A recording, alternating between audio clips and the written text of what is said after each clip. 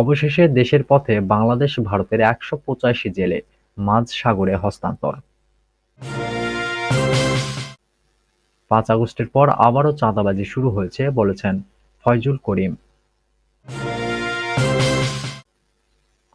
জানাবো আরও ৫ ব্যাংকের ব্যবস্থাপনা পরিচালককে বাধ্যতামূলক ছুটি। সর্বশেষ জানাবো আগামী ২ দিন ৩ বিভাগে গুঁড়ি গুঁড়ি বৃষ্টির আভাস।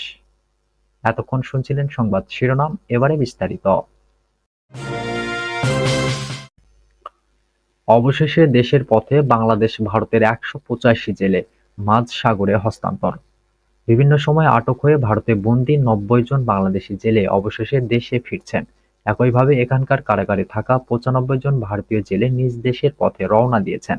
রোববার বঙ্গোপসাগরের পশ্চিমা অঞ্চলীয় আন্তর্জাতিক জলসীমায় দুই দেশের মধ্যে মোট ১৮৫ জন জেলে হস্তান্তরের এ প্রক্রিয়া সম্পন্ন হয়।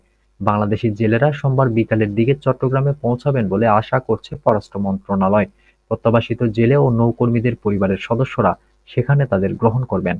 সদ্য সমাপ্ত ২০২৪ সালের বিভিন্ন সময় একে অপরের জলসীমায় ঢুকে পড়ায় দুই দেশের আইনশৃঙ্খলা বাহিনীর হাতে তারা আটক হয়েছিলেন।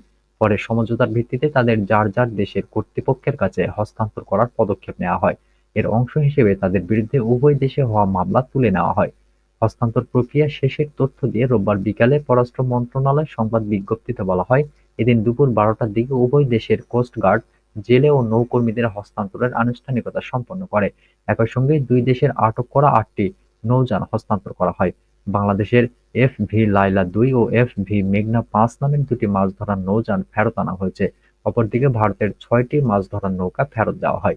এরপর জেলে ও নৌকর্মীরা তাদের ফিশিং ভেসেলসহ চট্টগ্রামের পথে রওনা হয়েছেন বলে সংবাদ বিজ্ঞপ্তিতে জানানো হয়। এতে বলা হয়, পররাষ্ট্র মন্ত্রণালয়, মৎস্য অধিদপ্তর ও বিজিবির প্রতিনিধিদের উপস্থিতিতে কোস্টগার্ডের মাধ্যমে এ হস্তান্তর কার্যক্রম শেষ হয়।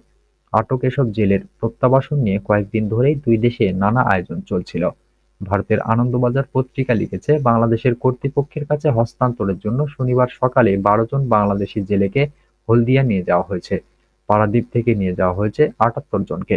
অন্যদিকে বাংলাদেশে আটক থাকা ৯৫ জন ভারতীয় জেলেকেও একইভাবে ভারতীয় কর্তৃপক্ষের হাতে তুলে দেওয়ার প্রস্তুতি শুরু হয় কয়েকদিন আগে থেকেই। এই জেলেদের অধিকাংশই দক্ষিণ ২৪ পরগনার কাকদ্বীপ এবং নামখানার বাসিন্দা বলে তথ্য দিয়েছে ভারতের সংবাদ মাধ্যম আনন্দবাজার।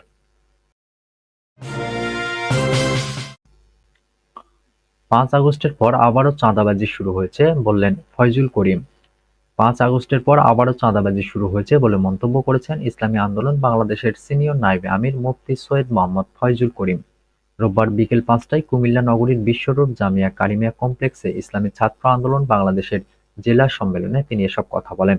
ফয়জুল করিম বলেন, বৈষম্যবিরোধী আন্দোলন হয়েছে সব বৈষম্য দূর করার জন্য, সব ক্ষেত্রে সমতা রক্ষার জন্য। কিন্তু যেই বৈষম্যের জন্য আন্দোলন হয়েছে সেই বৈষম্য দূর হয়নি। ১৯৭১ সাল থেকে ২০২৪ সাল পর্যন্ত যারাই ক্ষমতায় ছিল তারা বৈষম্য দূর করতে পারেনি। ৫ আগস্টে জীবনের মায়া ত্যাগ করে রাজপথে ঝাঁপিয়ে পড়েছিলাম। যার জন্য আন্দোলন করেছি সেই বৈষম্য দূর হয়নি। ৫ আগস্টের পর আবারও চাঁদাবাজি শুরু হয়েছে, আবারও সকল অন্যায় অপরাধ দেদার চলছে। তিনি বলেন, রক্তের বিনিময়ে অর্জিত স্বাধীনতা অক্ষুণ্ণ রেখে এগিয়ে যেতে হবে। খুনিদের দ্রুত ট্রাইব্যুনাল গঠন করে দৃষ্টান্তমূলক বিচার করতে হবে, যাতে স্বৈরাচারী গোষ্ঠী মাথা চাড়া দিয়ে উঠতে না পারে। আওয়ামী লীগ সরকারের গত ১৬ বছরের শাসনামলে গুম, খুন, মামলা ও নির্যাতনের ঘটনার সুষ্ঠু তদন্ত করে দোষীদের বিচার করতে হবে।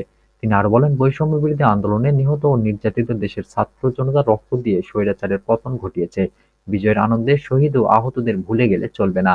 বৈষম্যহীন বাংলাদেশ গড়তে যারা জীবন দিয়েছে তাদের স্বপ্ন বাস্তবের রূপ না পাওয়া পর্যন্ত সংগ্রাম চালাতে হবে।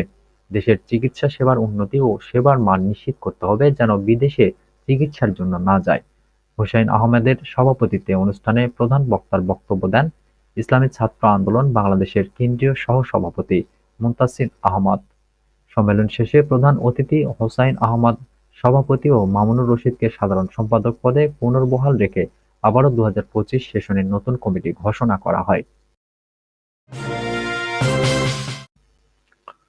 আরও ৫ ব্যাংকের ব্যবস্থাপনা পরিচালককে বাধ্যতামূলক ছুটি। ফার্স্ট সিকিউরিটি ইসলামী ব্যাংকের পর আরও ৫ ব্যাংকের ব্যবস্থাপনা পরিচালক ও প্রধান নির্বাহীদের বাধ্যতামূলক ছুটিতে পাঠানো হয়েছে।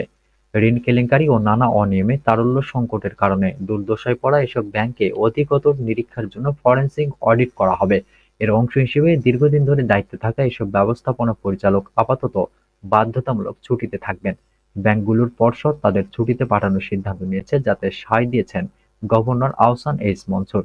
ব্যাংকগুলোর এই সিদ্ধান্ত নিয়ে গত বৃহস্পতিবার গভর্নরের সঙ্গে এই ৬ ব্যাংকের চেয়ারম্যান বৈঠক করেন। চলতি সপ্তাহের প্রথম দিন রোববার আবার তারা গভর্নরের সঙ্গে বৈঠক করেন, যেখানে ফরেনসিক অডিটরাও অংশ নেন। বৈঠকে নিরীক্ষার বিষয়ে আলোচনা হয়েছে। গ্লোবাল ইসলামী ব্যাংকের চেয়ারম্যান মোহাম্মদ রুহুল আমিন ও ফার্স্ট সিকিউরিটি ইসলামী ব্যাংকের চেয়ারম্যান আব্দুল মান্নান বলেন, বৃহস্পতিবারের বৈঠকে গভর্নর এমডিদের ছুটিতে পাঠানোর সিদ্ধান্ত অনুমোদন করেছেন। তবে বাধ্যতামূলক ছুটির তালিকায় আইসিবি ইসলামী ব্যাংকের এমডির নাম থাকলেও পর্ষদে পরিবর্তনের পর গত অক্টোবরে ইসলামী আইসিবি ব্যাংকের এমডি মোহাম্মদ শফিক বিন আবদুল্লাহর পুনর্নিয়োগ অনুমোদন আটকে দেয় বাংলাদেশ ব্যাংক।